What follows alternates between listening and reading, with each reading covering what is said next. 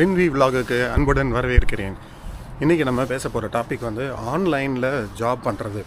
அதாவது நிறைய வெப்சைட்ஸ் இருக்குது. நீங்கள் அதில் போய் உங்களுடைய திறமைக்கு தகுந்த மாதிரி வேலைகளை தேர்ந்தெடுத்துட்டு நீங்கள் அதுக்கு அப்ளை பண்ணுவீங்க. அங்கேருந்து உங்களுக்கு திரும்பி பதில் வரும். நீங்கள் உங்களுடைய வேலையை ஆரம்பிப்பீங்க. உங்களுக்கு அதிலே வந்து வேலையை முடிச்சிடுவீங்க. அதிலே வந்து பணம் வந்துடும். இதில் உள்ள சில குறை நிறைகள் பற்றி பேசலாம். நான் வெளியில் போய் கண்டினியூ பண்ணுறேன், ஏன்னா இங்கே பயங்கரமாக எக்கோ அடி. இந்த ஃப்ரீலான்சிங்கில் உள்ள ப்ரோஸ், அதாவது நல்ல விஷயங்கள் என்ன அப்படின்னா, நீங்கள் வந்து இண்டிபெண்ட்டாக ஒர்க் பண்ணலாம். யாருக்குமே கீழே ஒர்க் பண்ண வேண்டிய அவசியம் இல்லை. நீங்கள் தனியாக செயல்படும் நபராக இருந்தீங்கன்னா அது உங்களுக்கு சரியாக இருக்கும். அதற்கப்புறம் நீங்கள் வந்து எந்த பர்டிகுலரான ஒரு நேரத்தை வந்து கடைப்பிடிக்க வேண்டாம். உங்களுடைய நேரம் உங்கள் கையில், உங்களுடைய வேலை நேரமும் நீங்கள் வந்து முடிவு பண்ணுறது தான். உங்களுக்கு தகுந்த மாதிரி நீங்கள் வேலை பார்த்துக்கலாம். அதற்கப்புறம் நீங்கள் வந்து உங்களோட வருமானத்தை முடிவு பண்ணிக்கலாம். நீங்கள் ஒரே சமயத்தில் 2, 3 இல்லை 4, 5 உங்களுடைய திறமைக்கு தகுந்த மாதிரி எவ்வளோ இருக்கோ அவ்வளோ நேரம் நீங்கள் வேலை பார்த்துக்கலாம். இதுவே நீங்கள் கம்பெனியில் போய் எம்ப்ளாயர் கீழே வேலை பார்க்குறோம் அப்படின்னா, நம்ம ஒருத்தர் கீழே மட்டும்தான் வேலை பார்க்க முடியும். நம்மளால் பல பேருக்கு வேலை பார்க்க முடியாது. அதுக்கு சில டேர்ம் வச்சுருப்பாங்க. ப்ளூ மூன் ஏதோ ஒன்று சொல்லுவாங்க, ப்ளூ ஒர்க்கிங் ஏதோ ஒன்று சொல்லுவாங்க, சரியாக ஞாபகம் இல்லை. ஆக ஃப்ரீலான்சிங்கில் நிறையா வந்து அட்வான்டேஜஸ்லாம் இருக்குது.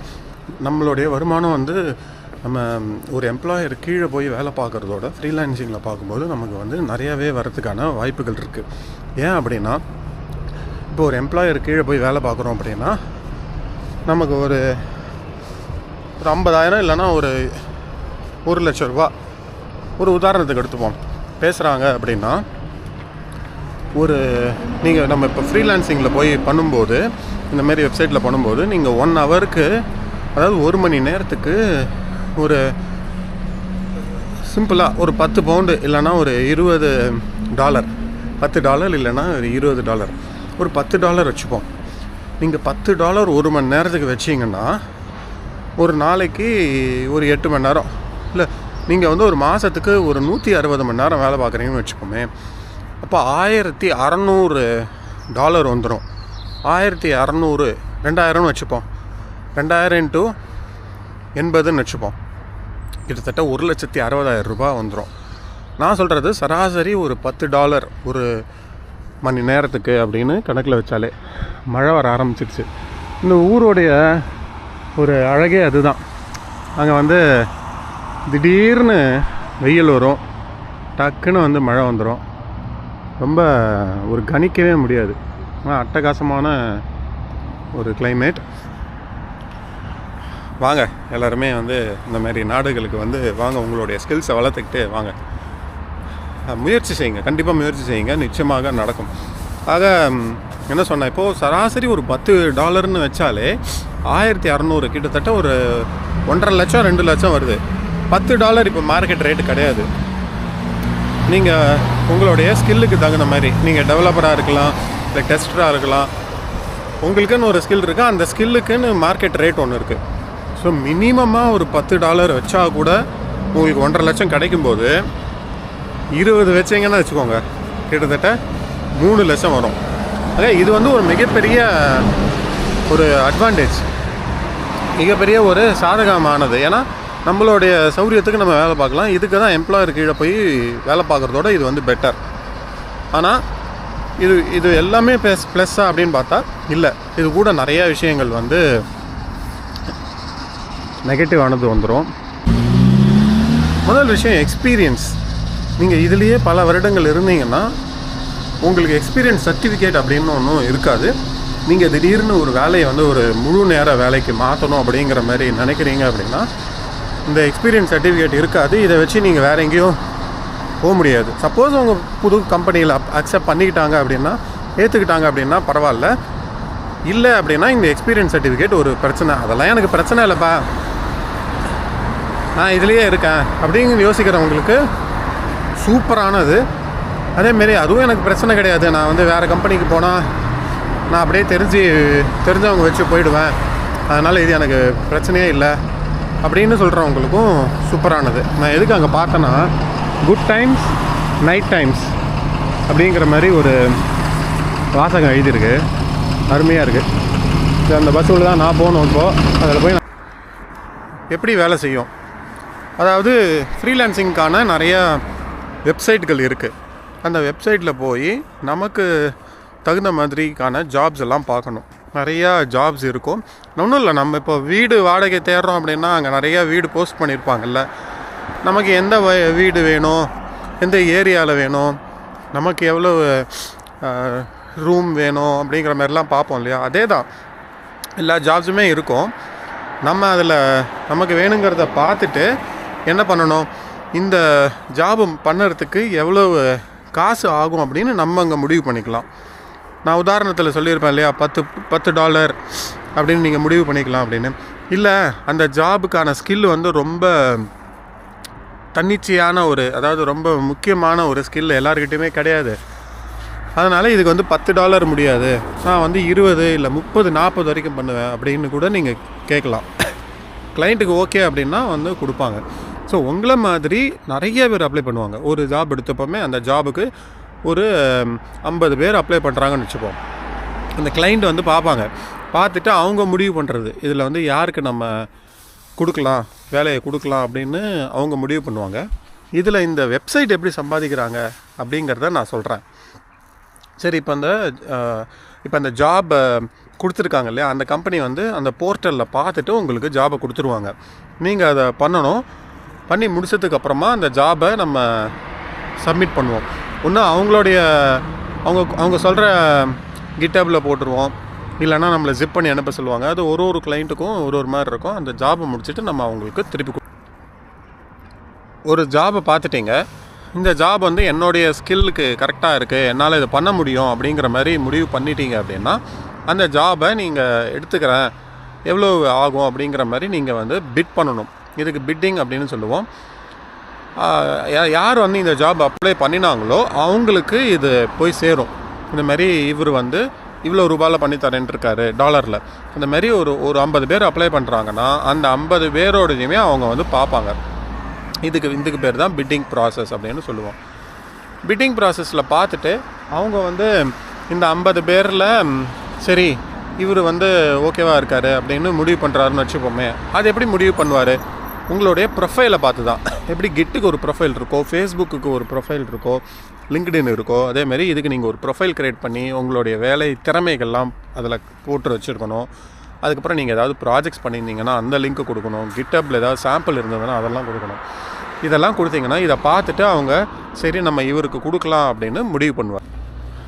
இப்போ உங்களை தேர்வு செஞ்சுட்டாருன்னு வச்சுப்போமே, உங்களுக்கு வந்து ஒரு ஆஃபர் அனுப்புவார், கான்ட்ராக்ட் அப்படின்னு சொல்லுவோம்.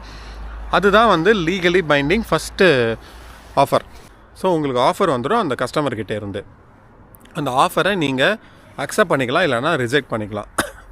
முக்கால்வாசி அக்செப்ட் தான் பண்ணுவோம், ஏன்னா நம்ம தெரிஞ்சு தானே அனுப்பியிருக்கோம், எல்லாமே ஓகே அப்படிங்கிற மாதிரி தான். எப்போ ரிஜெக்ட் பண்ண சான்ஸ் இருக்குது அப்படின்னா அவங்க வந்து $. கம்மி பண்ணி போடுறாங்க, இல்லை உங்களுக்கு அது சரியாக வரல அப்படிங்கிற மாரி இருந்தது அப்படின்னா நீங்கள் வந்து ரிஜெக்ட் பண்ணிக்கலாம். அக்செப்ட் பண்ணிட்டோம் அப்படின்னா நமக்கு அங்கே வேலை ஆரம்பிச்சிடும். அதுக்கு மேலே நம்மளும் கிளைண்ட்டும் பேசிக்க வேண்டியது தான். அவங்க எப்போ கால்க்கு வர சொல்கிறாங்களோ, என்னமாரி வேலைகளோ அதெல்லாம் வந்து சொல்லிகிட்டே இருப்பாங்க. அதை வந்து நம்ம பண்ண ஆரம்பிக்கலாம். சரி, வேலை செய்ய ஆரம்பிச்சிட்டேன், எப்படி நான் வேலை செய்கிற நேரத்தை வந்து கணக்கிடுவாங்க அப்படின்னு ஒரு கேள்வி வரும். ஏன்னா இது எல்லாமே முக்கால்வாசி ஹவர்ஸ் பேஸ்ட் ஜாபாக இருக்கும். சில ஜாப்ஸ் வந்து கான்ட்ராக்ட் பேஸ்டாக இருக்கும், அதாவது ப்ராஜெக்ட் பேஸ்டாக இருக்கும். ப்ராஜெக்ட்டுக்கு நான் $500 கொடுக்குறேன், இல்லை $1000 கொடுக்குறேன் அப்படிங்கிற மாதிரி சொல்லுவாங்க. முக்கால்வாசி எல்லாமே வந்து ஹவர்ஸ் பேஸ்டாக இருக்கும். இப்போது அந்த தேர்ட் பார்ட்டி ஜாப் சைட் சொன்னேன் இல்லையா, அவங்கக்கிட்டே வந்து டைம் ஷீட்டு என்டர் பண்ணுறதுக்கான ஒரு ஆப்ஷன் வந்து வச்சுருப்பாங்க. நீங்கள் ஒரு நாளும் வேலையை முடிக்க அதில் போய் அந்த டைம் ஷீட்டை நீங்கள் என்டர் பண்ணணும். இப்போ டைம் ஷீட் வந்து மேனுவலாக என்டர் பண்ணலாம், அதாவது எவ்வளோ நேரம் ஒர்க் பண்ணீங்க அப்படின்னு நீங்களே கொடுக்குறது. ஒரு சில வெப்சைட்டில் வந்து அவங்களே வச்சுருப்பாங்க ஒரு ஆப். அந்த ஆப்பை நீங்கள் வந்து இன்ஸ்டால் பண்ணிவிட்டு ஸ்டார்ட் பண்ணிட்டீங்கன்னா கொஞ்ச நேரம் அந்த ஆப் ஆட்டோமேட்டிக்காக வந்து உங்கள் ஸ்க்ரீன்ஷாட் எடுத்துரும், நீங்கள் வேலை செய்கிற ஸ்க்ரீன்ஷாட் எடுத்துரும். அந்த ஆப்லேயே நீங்கள் ஸ்டார்ட் கொடுத்தீங்கன்னா டைம் ஆரம்பிச்சிடும். நீங்கள் வேலை பார்த்து முடித்தோடனே அந்த ஆப்லேயே வந்து ஸ்டாப் கொடுத்துட்டிங்கன்னா அதுவும் முடிஞ்சிடும். ஸோ அது வந்து ஆட்டோமேட்டிக் கேல்குலேஷன் என்றைக்குமே நமக்கு வந்து நல்லது. ஏன்னா வேலை செஞ்சோம் அப்படிங்கிறதுக்கு ப்ரூஃப் இருக்கும். நம்மளுடைய ஸ்க்ரீனை வந்து ரெகுலராக ஃபோட்டோ எடுத்துகிட்டே இருக்கும். இது வந்து ஆட்டோமேட்டிக்.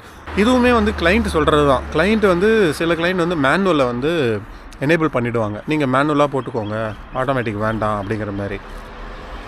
சில பேர் வந்து இல்லை ஆட்டோமேட்டிக் நீங்கள் பண்ணுங்கள், மேனுவல் வந்து வேணாங்கிறாங்க. அதுக்கான ஆப்ஷன் அதில் இருக்குது. நான் வேலை பார்த்ததில் ரெண்டுமே பண்ணியிருக்கேன். அதாவது ஆட்டோமேட்டிக்கும் நான் வேலை பார்த்துருக்கேன், மேனுவலும் வேலை பார்த்துருக்கேன். நான் சொன்ன மாதிரி அது வந்து கிளைண்ட் முடிவு செய்கிறது. சரி, இப்போ நான் வந்து வேலை பார்த்து முடிச்சிட்டேன், எனக்கு எப்படி பேமெண்ட் வரும் அப்படின்னா இப்போ முக்கியமான கேள்வி. ஏன்னா இது பண்ணுறது எல்லாமே காசுக்காக தான். இப்போ இதுக்கு பேமெண்ட் வந்து ஒரு வெப்சைட்டில் ஒரு மாதிரி இருக்கும். நான் வேலை பார்த்ததில் எப்படின்னா திங்கக்கிழமை அந்த டைம் ஷீட் வந்து ரிவ்யூக்கு வரும். நீங்கள் போன வாரம் பூரா வேலை பார்த்தது இதுதான், இது சரியான்னு பாருங்கள் அப்படிங்கிற மாதிரி வரும். அதை நம்ம பார்த்துட்டு ஓகே கொடுத்தோம் அப்படின்னா திங்கக்கிழமை வந்து அது கிளைண்ட்டுக்கு போயிடும். போன வாரம் வந்து இவர் இவ்வளோ வேலை பார்த்துருக்காரு, இவ்வளோ ரூபா வந்து நீங்கள் கட்டணும் அப்படிங்கிற மாதிரி. கிளைண்ட் வந்து கிரெடிட் கார்டு வச்சு பண்ணியிருப்பாங்க. அவங்கக்கிட்டேருந்து இவங்க அந்த தேர்ட் பார்ட்டி வாங்குறது வந்து அவங்களோட டீலிங். நம்ம வந்து கவலையே பட வேண்டாம். அதுக்கப்புறம் வந்து ஒரு வாரம் ஆகும் கிளைண்ட் வந்து பே பண்ணுறதுக்கு. அந்த ஒரு வாரம் கழித்து கிளைண்ட் பே பண்ணுவாங்க. அது நமக்கு உடனே வந்துடுமா அப்படின்னு கேட்டால் அதுலேருந்து ஒரு 10 நாள் ஆகும். ஸோ நான் வேலை பார்த்ததில் முன்னாடி சீக்கிரமே ஒரு வாரத்திலே கொடுத்தாங்க. இப்போ வந்து ரூல்ஸை மாற்றி 10 நாள் ஆகும். ஸோ கிட்டத்தட்ட ஒரு 17-18 நாள் ஆகிடும். நம்ம வேலை பார்த்து முடித்ததுலேருந்து, அந்த வாரம் முடிஞ்சதுலேருந்து 18 நாள் கழித்து பணம் வந்து நம்மளுடைய அந்த அக்கௌண்ட்டில் இருக்கும், வெப்சைட்டோடைய அக்கௌண்ட்டில் இருக்கும். நம்ம வெப்சைட்டோட அக்கௌண்ட்டில் வந்து நம்ம பேங்க்கோட லிங்க் பண்ணியிருப்போம். அதை வச்சு நம்ம பணத்தை நம்ம பேங்க்குக்கு ட்ரான்ஸ்ஃபர்.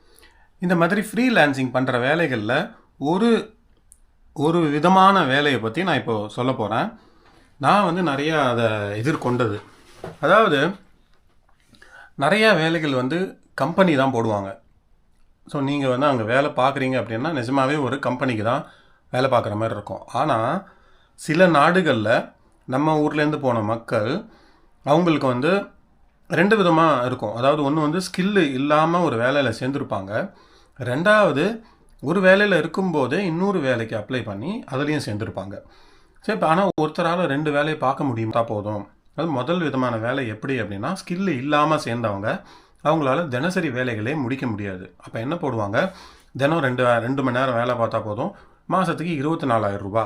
ஆனால் ஒரே ஒரு கண்டிஷன் என்னென்னா, நீங்கள் ஜூம் காலில் போய் அவங்களுடைய மிஷினை பார்த்து ரிமோட்டில் தான் வேலை பார்க்கணும். ரிமோட்டுமே நம்ம ஆர்டிபி எடுத்து வேலை பார்க்க முடியாது. அது அவங்க மிஷினுக்குள்ளே லாகின் பண்ணி நம்மளால் வேலை பார்க்க முடியாது. அவங்க ஒன்று ஜூம் கால் இல்லைனா டீம்ஸ் அந்த மாதிரி அவங்களுடைய மிஷினில் ஒரு ஸ்க்ரீன் ஷேரிங் அந்த ரிமோட் கால் சாஃப்ட்வேர்ஸ் இருக்கு இல்லையா, அதை போட்டு அதில் காலில் ஜாயின் பண்ணி நம்ம அதிலேருந்து அவங்க ரிமோட் கண்ட்ரோல் கொடுப்பாங்க. அதை நம்ம எடுத்து வேலை செய்யணும். இது வந்து ஒரு ரொம்பவே தொல்லையான வேலை. ஏன்னா ரிமோட்டில் இந்த மாதிரி ஒரு ஸ்க்ரீன் ஷேரிங்கில் வந்து ஜூம் காலில் வேலை பார்க்குறதுங்கிறது ரொம்ப கஷ்டமாக. நான் வந்து ரொம்ப சிரமத்தை ஃபேஸ் பண்ணேன். முதல் தடவை வந்து அது தெரியாமல் அந்த வேலையை எடுத்துட்டேன். சரி, நான் என்ன நினச்சேன்னா, நம்ம ஐடியில் இருந்ததுனால சரி நமக்கு ரெக்குயர்மெண்ட்ஸ் கொடுத்துருவாங்க, டாக்குமெண்ட்ஸ்லாம் கொடுத்துருவாங்க, நம்ம வந்து ரிமோட் மிஷினில் தான் வேலை பார்க்கணும். ஏன்னா சில பேங்கிங் அந்த மாதிரி கிளைண்ட்ஸ் மிஷின்லாம் வந்து ரிமோட்டாக தான் இருக்கும். மிஷினை நம்மக்கிட்ட இது பண்ண மாட்டாங்க, கொடுக்க மாட்டாங்க. ரிமோட்டில் தான் இப்போ இந்த சிட்ரிக்ஸ்லாம் சொல்லுவோம் இல்லையா, அந்த மாதிரி ரிமோட்டில் அந்த மாதிரி நினச்சி போயிட்டேன். பார்த்தா ஒருத்தர் வந்து அவருடைய மிஷினை லாகின் பண்ணி எனக்கு ஜூமில் அவருடைய ஸ்க்ரீனை கொடுக்குறாரு.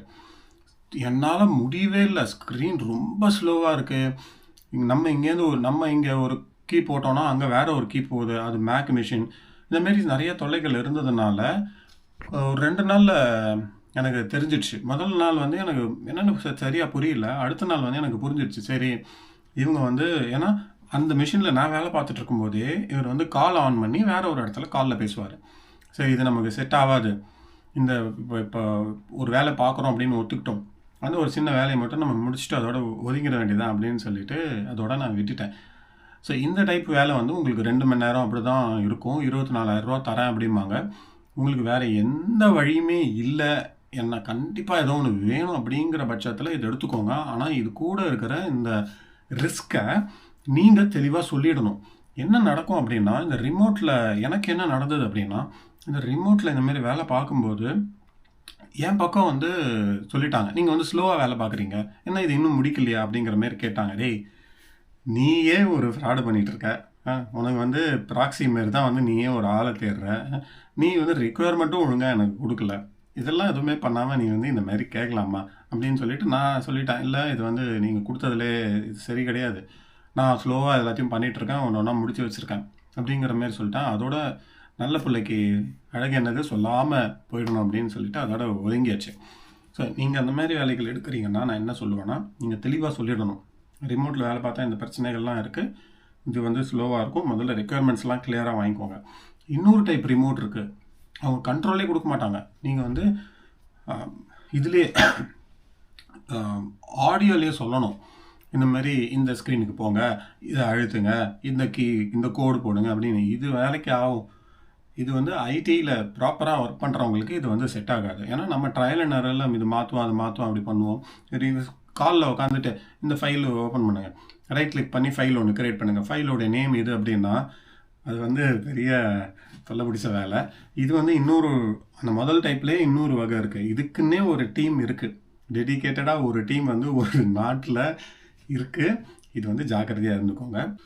ஸோ இவ்வளோ நேரம் நான் சொன்னது வந்து ஒருத்தருடைய ஸ்கில், அதாவது தன்னுடைய அந்த வேலைக்கான தகுதி வந்து அந்த அளவு இல்லாததுனால வேற ஒருத்தரை வந்து வேலைக்கு எடுத்து அவருடைய மிஷின்லேயே வந்து வேலை செய்ய சொல்கிறது. இது 2 மணி நேரம் அந்த மாதிரி.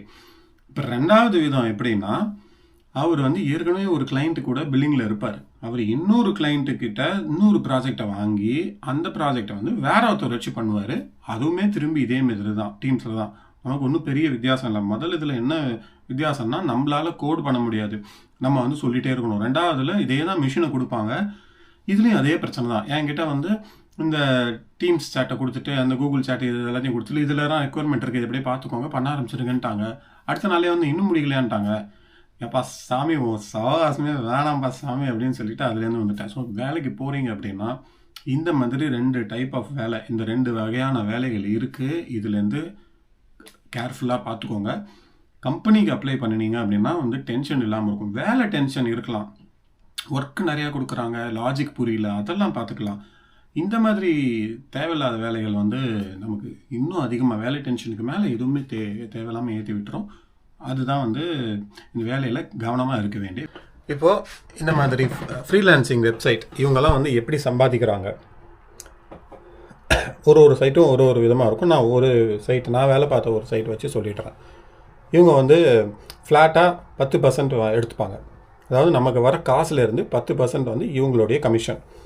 ஸோ அவங்க பே பண்ணுறதுல 10% எடுத்துகிட்டு மீதி நம்மளுடைய அக்கௌண்ட்டில் இருக்கும். அந்த அக்கௌண்ட்லேருந்து நம்மளுடைய பேங்க் அக்கௌண்ட்டுக்கு நம்ம வந்து வித்ட்ரா பண்ணிக்கலாம். முன்னாடி வந்து மாடல் வேறு மாதிரி இருந்தது. அதாவது $500 வரைக்கும் ஒரு பர்சன்டேஜும், 500க்கு மேலே போயிடுச்சுன்னா கம்மி பண்ணலாம் அப்படிங்கிற மாதிரி இருக்கும். ஆனால் இப்போ வந்து மாற்றிட்டாங்க, ஃப்ளாட்டாக வந்து 10% எடுக்கிறாங்க. இது கரண்ட் இப்போதைய நிலை. ஆனால் இதுலேயுமே வந்து ஒரு கேட்ச். அந்த கேட்ச் என்ன தெரியுமா, நீங்கள் வேலைக்கு அப்ளை பண்ண ஆரம்பிக்கும் போது ஒரு கிரெடிட்ஸ் அப்படின்னு ஒன்று கொடுப்பாங்க. நீங்கள் சைன்அப் பண்ணோன்னே ஒரு கிரெடிட்ஸ் உங்களுக்கு வந்துடும். அந்த கிரெடிட்ஸை வச்சு தான் நீங்கள் ஜாபுக்கு அப்ளை பண்ணணும். ஸோ ஒரு ஒரு பணம் மாதிரின்னு வச்சுக்கோங்களேன். உதாரணத்துக்கு நீங்கள் லாகின் பண்ணோன்னே உங்களுக்கு ஒரு 40 கிரெடிட் கொடுத்துட்றாங்கன்னு வச்சுப்போம். இந்த 40 கிரெடிட்டை வச்சு நீங்கள் வந்து அந்த 40க்குள்ளே அடங்குற மாதிரி எத்தனை ஜாபுக்கு வேணாலும் நீங்கள் பிட்டிங் அனுப்பலாம். ஒரு சில ஜாப் வந்து 8 கிரெடிட் தேவைப்படும், ஒரு சில ஜாப் 16 கிரெடிட், ஒரு சில ஜாப் 20. இது எப்படி வைக்கிறாங்க அப்படிங்கிறத நான் போய் படித்ததில்லை. நீங்கள் அது ஒரு தடவை பார்த்துக்கோங்க. ஸோ இந்த கிரெடிட்டை உபயோகப்படுத்தி நீங்கள் வந்து வேலைக்கு அப்ளை பண்ணுவீங்க. ஸோ ஒரு வேலை நீங்கள் அப்ளை பண்ண பிட்டு போட அந்த கிரெடிட் வந்து உங்களுக்கு குறைச்சிட்டே வரும். அந்த கிரெடிட் 0 ஆகிடுச்சுன்னா நீங்கள் காசு கொடுத்து அந்த கிரெடிட்டை வாங்குற மாதிரி வரும், கை காசை போட ஆரம்பிக்கிறோம். ஸோ இது ஒரு விதமான பிஸ்னஸ் ஸ்ட்ராட்டஜி. இந்த இடத்துல வந்து அவங்க சம்பாதிப்பாங்க. மாதம் வந்து ஒரு கிரெடிட்டு ஃப்ரீயாகவே வந்து கிரெடிட் பண்ணி விடுவாங்க. 10 கிரெடிட்டோ 20 ஏதோ ஒன்று வரும். ஸோ முதல் விஷயம், நீங்கள் இதுவுமே கவனமாக இருக்கணும். நீங்கள் ரொம்ப கை காசை போட்டு கிரெடிட்டை வாங்கி வேலைக்கு அப்ளை பண்ணாதீங்க. ஏன்னா நீங்கள் ஃப்ரீலான்சிங் பண்ணுறதே வந்து இருக்கிற வேலையை விட்டுட்டு ஏதோ ஒன்று நம்ம தனியாக பண்ணிக்கலாம் அப்படிங்கிற மாதிரி தான் வந்திருப்பீங்க. ஸோ இது ஒன்று கவனமாக இருக்க வேண்டிய விஷயம். ஸோ இதுதான் வந்து எனக்கு தெரிஞ்ச சில விஷயங்கள். மீதி விஷயங்கள் ஏதாவது டீட்டெயிலாக வேணும் அப்படின்னா நீங்கள் கேட்டிங்கன்னா அந்த விஷயங்களை வந்து நான் சொல்லுவேன். மொத்தத்தில் ஃப்ரீலான்சிங்கில் 2மே இருக்குது, பாசிட்டிவும் இருக்குது, நெகட்டிவும் இருக்குது. அதனால் நம்மளுடைய கவனம் தான் இதில் தேவை. நீங்கள் கவனமாக ஒன்று ஆராய்ச்சி பண்ணி அதுக்கப்புறமா இறங்கி வேலை பார்க்க ஆரம்பிச்சிங்க அப்படின்னா உங்களுக்கு வந்து எளிதாக இருக்கும். ப்ரொஃபைலை வந்து கொஞ்சம் கொஞ்சமாக பில்டு பண்ண ஆரம்பிங்க. டைம் ஆகும், 6 மாதம் ஆகும், 1 வருஷம் ஆகும். அது வந்து ஒருத்தருடைய ஸ்கில் செட்டு லக்கை பொறுத்து இருக்குது.